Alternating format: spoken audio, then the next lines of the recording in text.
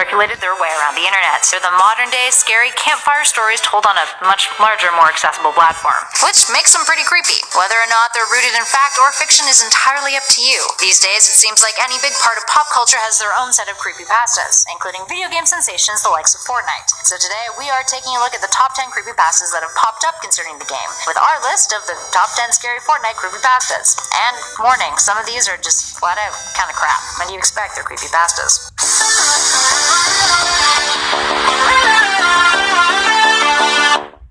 Number 10, Followed. From YouTube channel Script, Followed is a story about a gamer who used Fortnite to help with his mental health since he got into an accident and almost died. He keeps seeing a rabbit with a ski mask who keeps paying him a visit whenever he plays the game. The rabbit talks to him and tells him that he will never cheat death again because of the accident. He thinks that his mother keeps letting the bunny man in, but she tells him that he's just seeing things. So one Friday night he plays a solo match and notices that everyone in the pregame lobby has the same default blonde guy skin. He ignores it, thinking he's in a server with a bunch of noobs. The match begins, he lands at Tilted Towers, and apparently so does everybody else on the server. Also weird. He grabs a loot chest and scores a scar, and then starts taking out foes. He begins to suspect that they're all bots. Their names are Default Fortnite Player with the number. Every time he gets a kill, another player named Frank also gets a kill, the only one without the default name. Finally, it gets down to just him and Frank, and that's when the player realizes who Frank is. It's the Bunny Man, but in the game. He tries to take Frank out, and that's when he hears the demonic voice say, "I dare you to kill me." He keeps missing Frank and is soon out of ammo.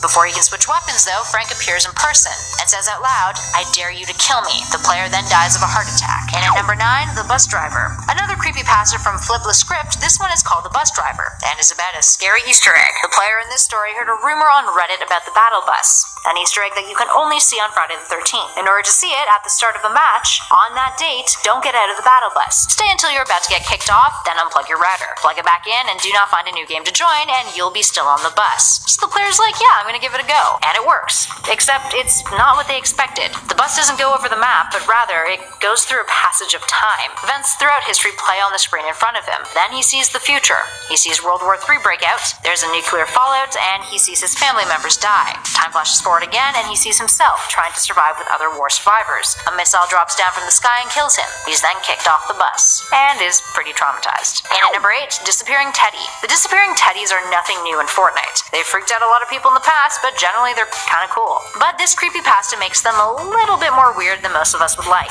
So the player in this story is going through the motions of a regular match when he finds a box with the name Lucy on it. Opening it, he finds a rusty key and a diary. He reads the diary. It's about a 10-year-old girl named Lucy who, in the first entry, writes that it's her birthday, and that she's excited that her father took the day off work to spend it with her. She also notes that her mother recently passed away. The player decides to keep reading in hopes of figuring out what the key is for. The girl continues to write about how her father grows increasingly distant, and how she was forbidden to go down to his laboratory. The last entry in the journal reads that she is going to go down into the lab with her teddy bear. The player starts to look around the house and finds a cellar door in the backyard. The key opens it. The player then notices a burlap bag on the ground with a locket that reads, "Best Mom Ever." There's also a big torn up teddy bear. The player continues to search the cellar, going through another door which has claw marks along the side of the wall. The player then finds a skeleton with a pistol next to it and a camcorder. The camcorder turns on and starts to play. It's the dad panicking about the mother hearing animalistic noises in the background. The player begins to leave the cellar when he notices that the teddy bear that was there when he entered is now gone. So spooky. And at number 7, Last One Standing. This one tells of a kid named Bill whose parents left for the night. The babysitter hadn't shown up yet, so he went to his room to play some Fortnite. He starts a match and everyone on his team had the Dark Knight skin on. All of a sudden, the lights in his house shut off. Bill goes to find a flashlight, but a notification pops up on his screen from an anonymous user that reads, "Why'd you do that?" Bill was confused. He goes downstairs and locks the front door, but then he hears a knock. He opens the door and no one is there, except there's a letter. He reads it and the words on it repeat,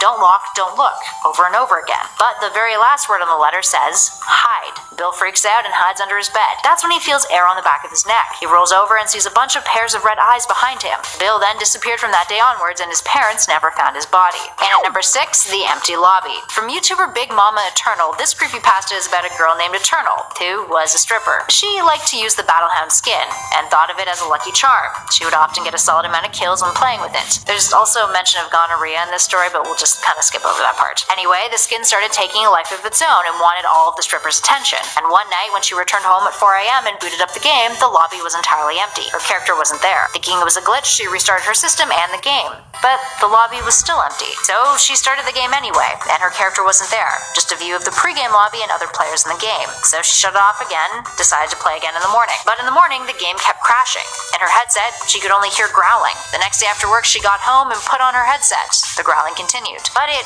wasn't just coming out of her headset this time. It was in her room. She opened her closet and there was the battle hound. 2 days later, she was found dead in her apartment. And at number 5, supply llamas. This one is about a player who finds a llama in the game. Immediately after, he gets a message from a user named Skullkiller369 asking if he wants to get more supply llamas. But there's a catch. The player must agree to give Skullkiller his soul as a trade. The player obviously doesn't take him seriously, so he agrees. Skullkiller369 then tells him in order to do so, he can never turn off the game. The player says, yeah, sure. From then on out, the player starts finding supply llamas in every match. During one game, he and his friend decide to reset their match, and the player restarts the game on his system. He turns the system back on, and he's already in a new match. He then finds a different kind of llama, a red and black one instead of the purple and blue one. He opens it, and there's no supplies. But there is a note. He reads the note, and it says, I told you, and you don't listen. The player freaked out, turns the system off for the night. The next day, he finds more llamas, 3 of them, all with the same note. The player then goes to find his dad to show him how well he's doing, and then his dad looks at him and asks, what are you doing in my house? He doesn't recognize the player at all. The long and short of this story, well, everyone knew that he was good at the game, but his family didn't know who he was afterwards. Yeah, we didn't say all these were perfect horror stories, now did we?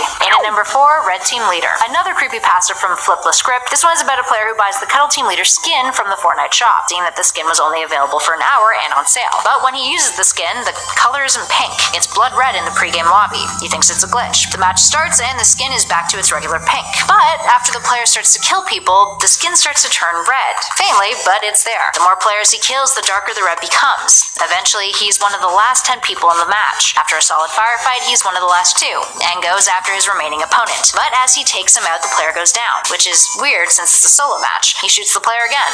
Nothing happens, the player's just down. That's when his controller in real life starts to move. His avatar also starts to move on the screen. The avatar takes out an axe called the chopping block, and begins to chop off the enemy's head, decapitating him. The Cuddle Team Leader avatar removes his mask, revealing its head. One eye shot out of its head and slits on its face, forcing a smile. Then the game ends. Up next at 3, The Storm. The Storm tells the story of a terrifying storm experience during a solo match. The player in this one is going about their business, taking out foes when they realize that the storm is about to close in on them. Except it's no regular storm. This one is red, with mist. So the player runs heading towards the safe zone, but can't quite get there. He gets caught in it. As he keeps navigating his way towards the safe zone, still hopeful, images start appearing in the storm. Horrific ones. Ones that shouldn't be in the game. His body in real life starts to itch. He starts to feel actual pain. So he decides to keep running in the game, heading towards what he thinks is a launch pad. His character's health gets to 30. His body in real life begins to break out into hives. As he gets to the launch pad and flies off, his health is at 20.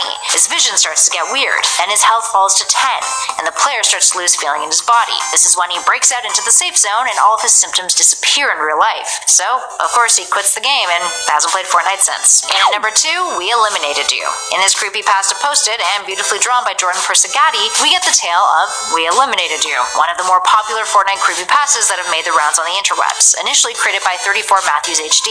Anyway, it's the story of a kid who hops on Fortnite after school one day when his mother hasn't gotten home yet. Everyone in the pregame lobby is wearing the Cuddle Team Leader skin. Noticing a creepy theme, once he gets into the match, he realizes that everyone's username is We Eliminated You, which is weird because he can't have the same name as everyone else on the PlayStation Network. So he assumes that the server was filled with hackers. He ends up making it into the top 3 and watched the last remaining 2 players duke it out, waiting for the victor to surface so he could just take them out with a shotgun. As he was waiting, he notices that there's a structure built nearby. It reads, We Eliminated You. Freaked him out, but he still ignored it. Eventually, the 2 Cuddle Team leaders who were duking it out are finished, leaving one remaining foe. The player popped out of his hiding spot and shot him in the head, but it didn't phase his opponent, so he shoots him again. Nothing happens. The player assumed it was a hacker. Eventually, the hacker shot him and knocked the player out of the match. Frustrated, he turned off his PS4 annoyed. He decided to go get some fresh air, but before he leaves his house, he gets a text. It's from a number he didn't recognize, and it read, Get ready for your final elimination. But what was worse was the photo attached to the text, an image of the player's house. The player panics and locks himself in his bedroom. He calls the police, and while waiting, he looks at the window, where he spots a mysterious figure watching him,